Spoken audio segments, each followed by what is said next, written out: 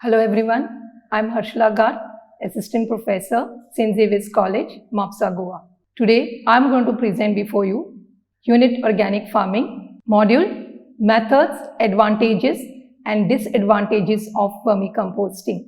Coming to the outline of this module, in this module, I will be providing definition of vermicomposting, discussing the methods of vermicomposting, and mentioning the advantages and disadvantages of vermicomposting. Coming to the learning outcomes, this module explains concept of vermicomposting, describes the methods of vermicomposting, and lists the advantages and disadvantages of vermicomposting. Coming to the definition of vermicomposting. It is well-known fact that earthworms play important role in the cycling of plant nutrients and turnover of organic matter and maintenance of soil structure.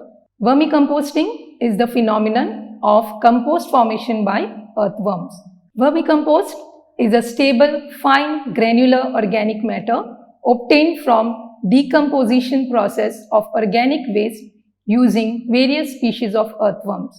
On this slide, on the right hand side, you can see the image of vermicompost formed using earthworms.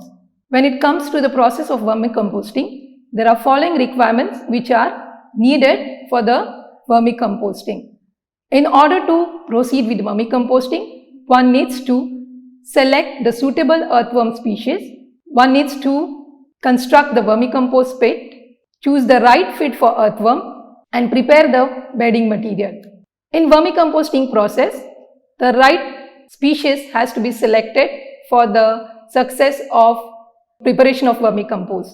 There are 3000 species of earthworms found occurring worldwide, which are divided into burrowing and non-burrowing type.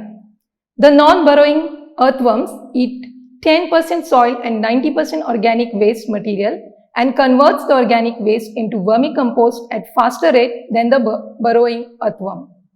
3 species, that is Eisenia foetida, Eudralis eugeniae and Perionyx excavates are used in vermicomposting all over world.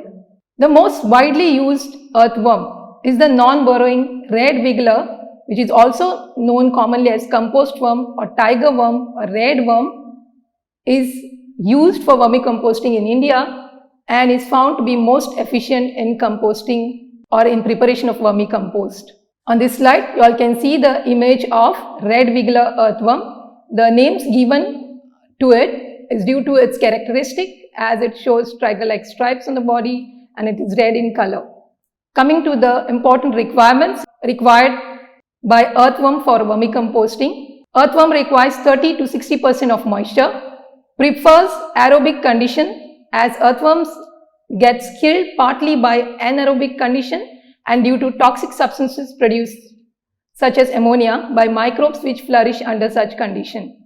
Earthworm growth, respiration, reproduction is greatly influenced by temperature. Hence, temperature range from 20 to 30 degrees Celsius said to be ideal for earthworm growth.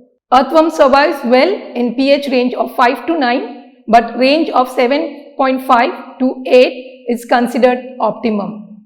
Coming to the organic food source required for production of vermicompost, a wide range of organic degradable waste can be used in vermicomposting. Agricultural waste obtained from harvesting and threshing such as straw, husk, leaf litter and garden waste is utilized as organic food to feed the earthworm. When coming to the usage of husk, the rice husk has to be avoided. Other potential organic waste used for vermicomposting are livestock waste, poultry litter, dairy waste, cattle, sheep, goat dung, processed food waste, organic fraction of municipal solid waste, vegetable waste, bagasse and biogas slurry. Coming to the methods of vermicomposting, there are 2 important methods which one can make use when it comes to vermicomposting process, indoor method and outdoor method. If one proceeds with the vermicomposting on smaller scale, then one can go for indoor method, which is basically done in the garden, in the backyard or in the corridors, where one can make use of various types of containers to be used as vermi bins or vermicompost bins. Now this compost bins are available commercially. One can also make use of adapted containers such as empty plastic containers in order to use it in indoor method. In indoor method, usage of metal containers should be avoided. Coming to the outdoor method, when it comes to outdoor method, this is done on large scale. So if one decides to go for a large scale production of vermicompost, then one needs to go for outdoor method. There are two main methods of outdoor vermicomposting, windrow method and raised bed or flow through system method. Coming to the windrow method, it consists of bedding material for the earthworm to live in and acts as a large bin. Organic material is added to it. Windrows are used on a concrete surface to prevent predators from gaining access to worms. The windrow composting system is known as suitable, cost-efficient way for farmers to manage dairy waste. Raised bed or flow-through system. In this method, the earthworms are fed an inch of food across the top of the bed and an inch of casting are harvested below by pulling a breaker bar across the large mesh screen which forms the base of the bed. Red worms are surface dwellers and constantly move towards the new food source. So the flow-through system eliminates the need to separate worms from the casting before packing. The basic steps involved in large-scale or outdoor composting method are as follows. Compost pit or vermipit construction, preparation of vermibed, separation of earthworms, storing and packaging of vermicompost. Coming to the specification of compost pit or vermipit, vermicomposting can be done on large scale in a pits or concrete tanks which are constructed from wooden crates in backyards, garden or in fields, preferably in shady places. A single pit or a two concrete tank can be constructed adjacent to one another of following dimension, that is 2 into 1 into 0.7 to 1 meter dimension, which is dug or constructed with proper water outlet. To prevent the insect or ant menace, which are the predators of earthworm, water column in the center of the parapet wall of the vermipit or around it is maintained. In this image, you all can see a vermicompost tank, two vermicompost tank constructed parallelly. Coming to the preparation of vermibed, broken bricks or pebbles and coarse sand are spread on the bottom of pit of 5 cm thickness. A thin layer of moist loamy soil of 15 to 20 cm thick is placed above to facilitate the drainage. About 150 earthworms are introduced into a compost pit of about 2 into 1 into 0.7 meter dimension. It is covered by handful lumps of fresh or dry cattle dung, which are then placed randomly over the vermibed, followed by a 5 cm layer of straw or dry leaves or agro waste. Coming to the maintenance of vermipit, for about 30 days, the pit is kept moist by watering it whenever necessary. If the weather is very dry, it should be checked periodically so that the vermipit doesn't go dry. Too much watering has to be avoided.